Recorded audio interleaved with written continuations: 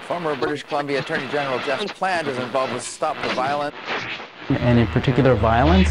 So rather than just escalate the routine enforcement, they've decided that we ought to look at a legal regulated market as a... Oh yeah, we've got it right here, Radio Free Canada, shaking it up right from the attic all the way down to the ceiling. And you know, you're going to have to find out on our Facebook wall what that song was. I love it when we shake things up. There's a hit. That's what the album it's on. Former BC Attorney General wants to legalize marijuana like the United States. Wait. The U.S. is going to legalize marijuana? Oh, yeah, that happened during that little thing they had called an election. Yeah, that's right. In the reality show, mixed into the middle of it all, was legalize it. They failed to label GMOs down in California. There was a robocall incident with that one. But legalized in Colorado and Washington, right? Is that the way it works? That's correct, yeah. Okay. So we've got places actually benefiting from the billions of dollars in marijuana trade going on around the world. And we've got Canada... Well, actually, with his head up his butt. Taking a step backwards, actually. So, you know, part of the regular program around here, we talk about stuff that really cheeses the conservatives off. Remember, cannabis has been related to cures for cancer. Hempcrete creates cheap houses that are renewable. Actually, it could really solve a lot of problems we have in the world. Yeah, but, you know, there's no profit in that, though. No bank profits. Yeah, I know. Okay, but let's talk about it. We've got guys who are heavyweights in British Columbia right now who are stepping up to bat and saying, let's do it. Come on. Let's do it, yeah. Let's get on with it. Okay, so let's check this out.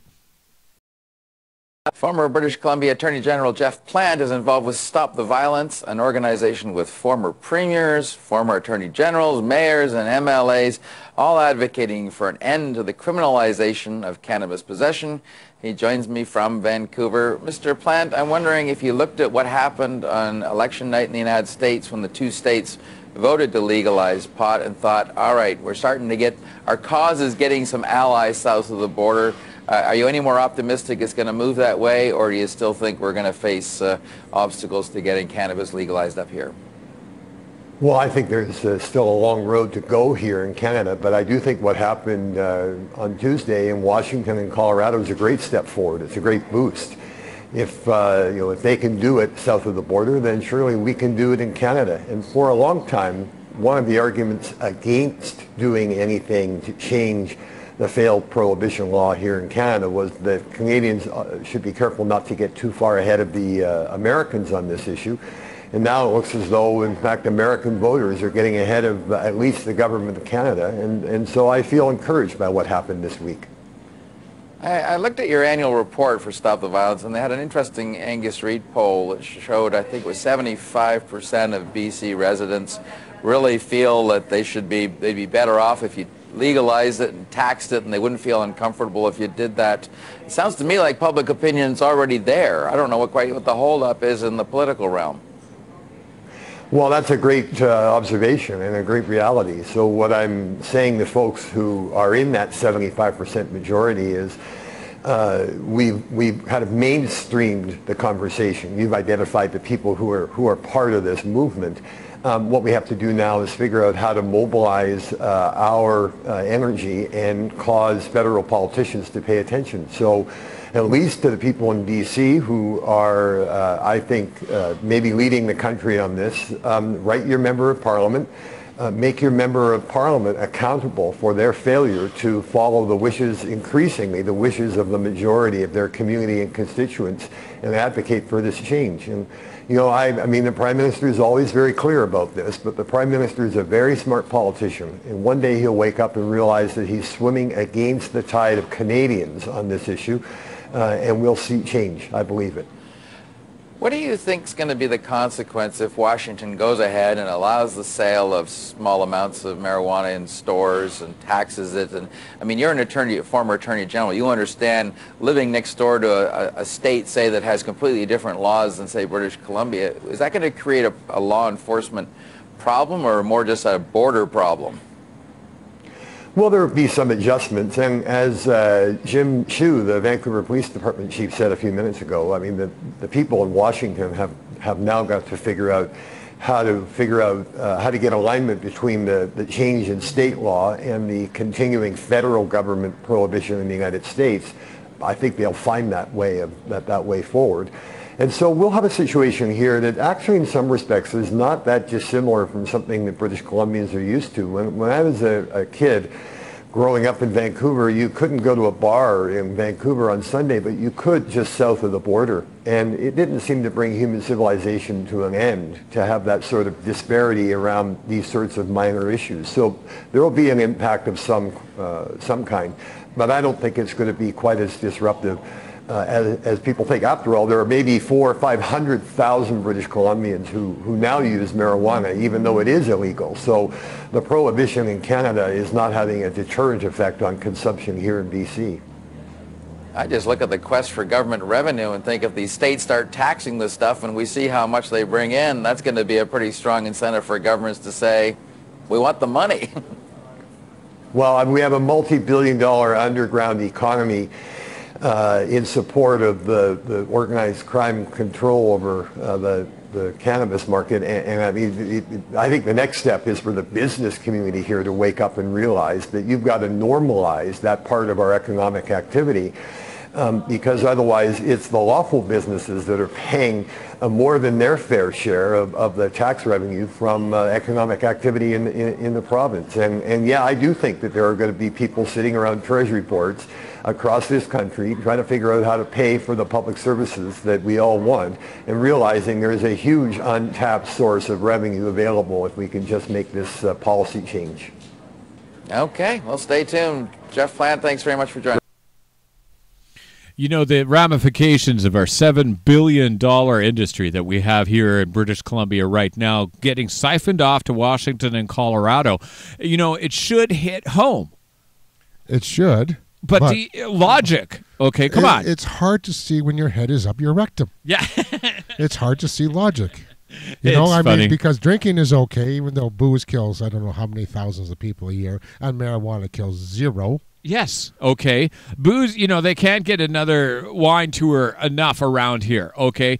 They shove alcohol down your throat around the Okanagan. Now let's get the NHL back on the air because they sell a lot of beer. Yeah, that's right. And alcohol causes more problems than dope ever will. And we know this on a world basis. We know it on a historical basis and a community basis. But we've got people with their heads up their butts. Okay. Exactly. The debate, though, okay, think about the debate. In the states, you have states that have legalized it and a federal government that's saying, yeah, and the cops are kind of going, this is kind of an area we're uncomfortable with. Yeah, I would be uncomfy, too. So, you know, okay, let's run this and just, you know, figure it out. A historic moment for supporters of marijuana legalization in the U.S. The states of Colorado and Washington have legalized the possession and sale of marijuana for adult recreational use. The laws will put both states on a collision course with federal drug laws. Morgan Fox is Communications Director for the Marijuana Policy Project. The citizens of Colorado and Washington have decided to take matters into their own hands where legislators are far behind on the issue, and they've seen that prohibition doesn't work. Critics of current bans on marijuana argue the laws don't stop anyone from using the drug and come at great cost to communities through court expenses and incarceration. According to the FBI, 750,000 people are arrested for possession each year at a cost of more than $40 billion.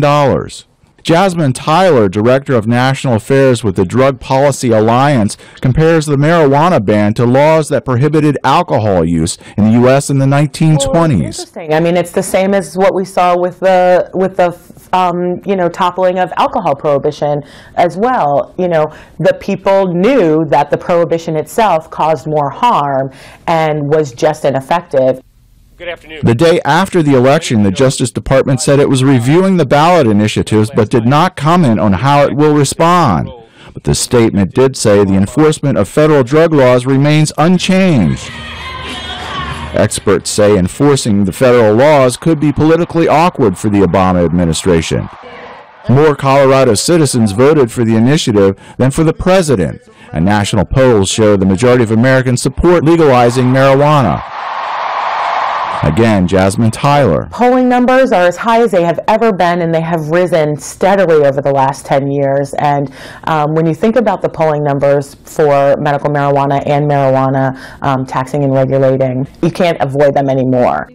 Former drug control officials have commented that the victory will be short-lived. They predict the Obama administration will either stop the initiatives up front or challenge the laws in court. Jeff Swikord, VOA News, Washington. Of course they're going to look at, stopping it in court because that would only make sense for corporations. And how many people will they have to let out of jail?